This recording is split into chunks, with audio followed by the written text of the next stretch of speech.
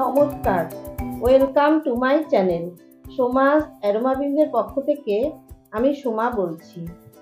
আজ চলে এসেছি গরমের একটি আদর্শ রেসিপি নিয়ে। আমরা বাঙালিরা বিভিন্ন ধরনের শুক্তো খেতে ভীষণই ভালোবাসি, আর সেটা যদি হয় লাউ শুক্তো, তাহলে তো আর কথাই নেই। বানানো খুবই সহজ আর খেতে হয় অসাধারণ। আর গরমের দিনে এইরকম হালকা খাবার আমাদের শরীরের পক্ষে খুবই উপকারী।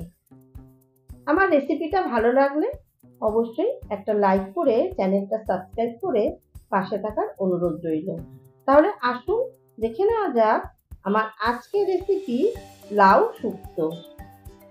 আমি এখানে 600 গ্রাম ওজনের একটা লাউ খোসা ছাড়িয়ে ভালো করে ধুয়ে কেটে নিয়েছি।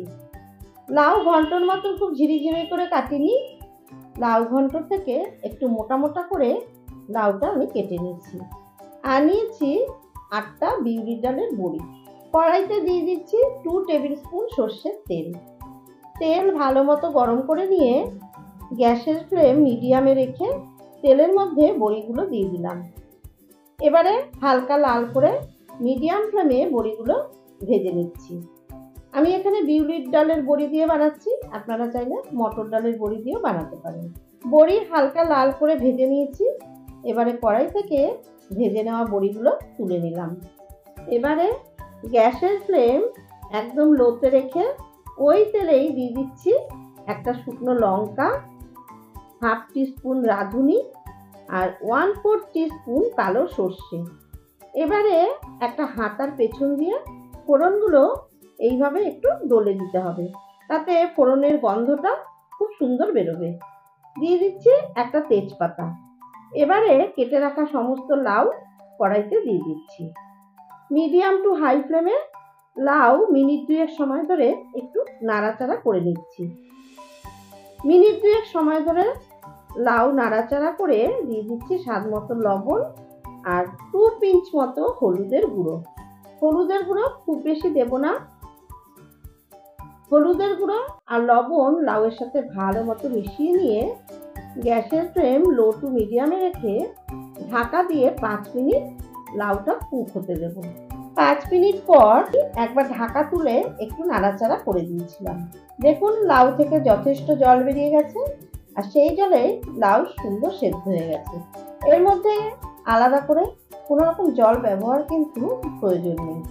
এখন দিয়ে দিচ্ছি 1/2 টিস্পুন আদা বাটা আর 1/2 টিস্পুন রাঁধুনি বাটা।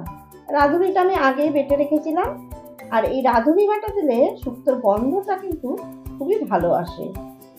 আর দিয়েছি 2 টিস্পুন পোস্ত বাটা। পোস্তটাও আমি আগে বেটে রেখেছিলাম। আর দিলাম স্বাদ মতো চিনি। সমস্ত কিছু ভালো মতো মিশিয়ে নিয়ে দিয়ে দিচ্ছি ভেজে রাখা বড়ি। এবারে আরো 2 থেকে 3 মিনিট ঢাকা দিয়ে ভালো মতো কুক করে নিচ্ছি। এখানে আমি 1/2 কাপ পরিমাণে দুধ নিয়ে নিয়েছি।